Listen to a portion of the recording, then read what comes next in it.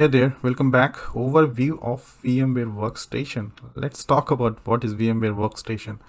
VMware Workstation is a virtual machine software that is used for x86 and 64-bit. x86 means 32-bit, okay? So make sure you should aware of it, okay?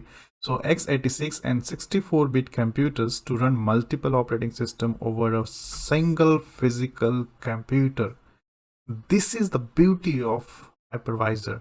You can run multiple instance, or I could say multiple virtual machine on a single hardware. Okay, so each virtual machine can run a single instance of any operating system, Microsoft, Linux, or Mac. Simultaneously, VMware Workstation can be installed on Windows 11, Windows Server, and Linux OS. For Mac, it's called VMware Fusion. Okay. So we have two types of hypervisor. One is called native bare metal hypervisor. Another one is called hosted hypervisor. Let's look at bare metal hypervisor is directly installed on the physical machine. Wow. So this is hardware, this is hypervisor and the OS. So you can install directly ESXi server directly on the what? Directly on hardware.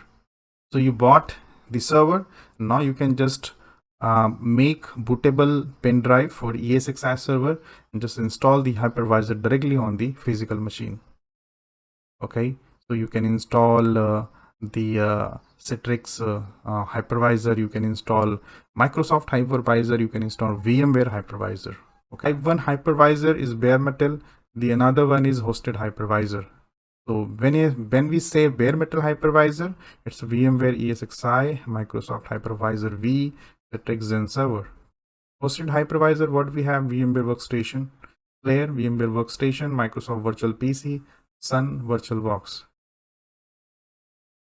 Thank you very much for watching this. Let's see you in next video.